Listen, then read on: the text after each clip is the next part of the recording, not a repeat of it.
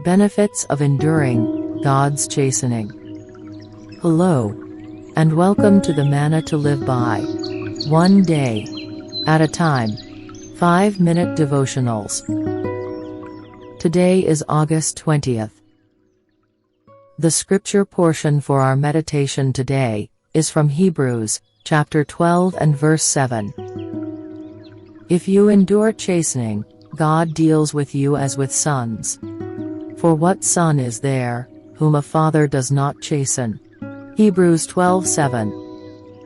The words chastening, chastisement, and chastened occur 7 times in the first 11 verses of Hebrews 12.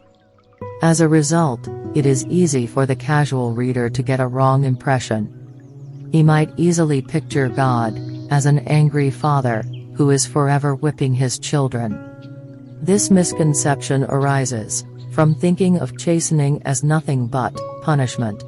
It is a great relief to learn that chastening in the New Testament has a much broader meaning than that. It really means child training, and includes all parental activity that is involved in raising a child. Kittel defines it as the upbringing and handling of the child, which is growing up to maturity and which needs direction, teaching, instruction, and a certain measure of compulsion, in the form of discipline, or even chastisement. The Christians, to whom the book of Hebrews was written, were suffering persecution. The writer speaks of this persecution as part of the chastening of the Lord. Does this mean that God had sent the persecution? Certainly not. It was inspired by enemies of the gospel. Was God punishing the Christians because of their sins? No.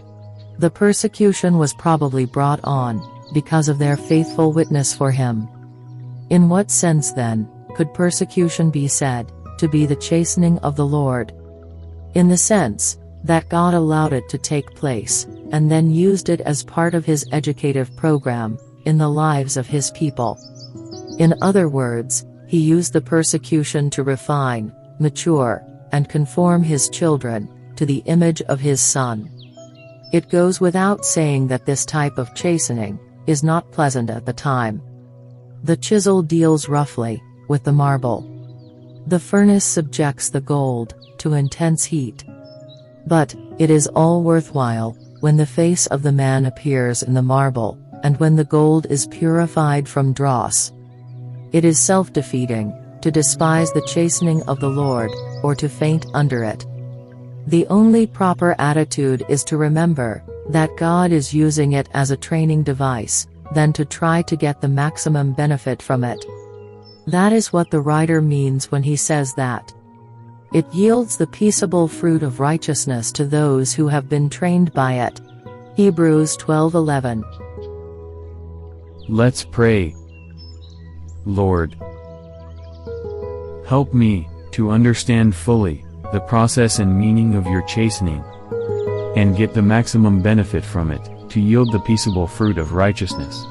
In Jesus' name, I pray. Amen. Benefits of enduring God's chastening. Today's Manna, originally written by William MacDonald.